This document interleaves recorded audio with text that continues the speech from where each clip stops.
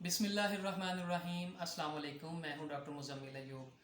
आज क्लिनिक पर एक 40 दिन के बच्चे को लाया गया जिसे पिछले कुछ दिनों से बार बार पतले पखाने आ रहे थे।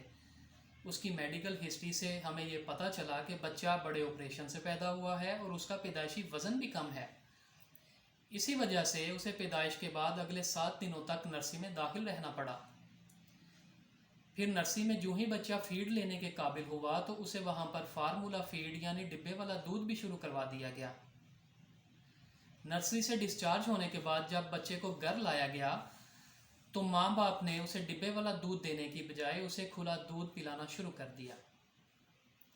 इस तरह घर में बच्चा कुछ दिन तक तो बिल्कुल ठीक रहा, लेकिन कुछ दिन बाद दोबारा बीमार पड़ गया। उसे पतले पखाने आने लगे, वो नडाल हो गया और एक दफ़ा फिर माँ बाप को बच्चे को नर्सरी में दाखिल करवाकर इलाज शुरू करवाना पड़ा।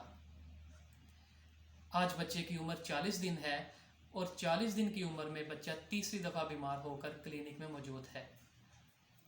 उसके तिब्बी मुआयने को मद्देनज़र रखते हुए ज़रूरी इलाज शुरू करवा दिया गया और जिस मसले की वजह से बच्चा बार बार बीमार पड़ रहा था उसके मुताबिक माँ बाप को रहनुमाई फ्राहम कर दी गई और उनकी मुकम्मल काउंसलिंग कर दी गई।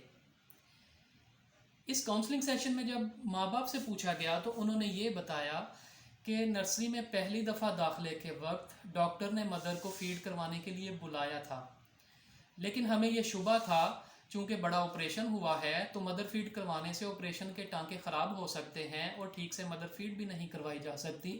इसलिए हमने अस्पताल में मदर फीड स्टार्ट नहीं करवाई और यही सोचा था कि हम घर जाकर मदर फीड शुरू करवाएंगे। फिर घर आने के बाद हमने मदर फीड की कोशिश भी की थी, लेकिन बच्चे ने दूध नहीं पिया था। तो फिर हमने फ़ैसला किया कि हम बच्चे के लिए खुला दूध शुरू करेंगे, क्योंकि हम डिब्बे वाला दूध भी अफोर्ड नहीं कर सकते थे।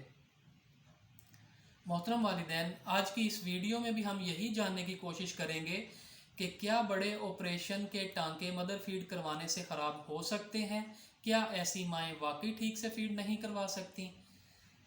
तो इसका जवाब ये है कि बच्चे बेशक बड़े ऑपरेशन से पैदा हों या नॉर्मल डिलीवरी से पैदा हों, उन्हें पैदाइश के फ़ौरन बाद जितना जल्द मुमकिन हो मदर फीड शुरू करवा देनी चाहिए।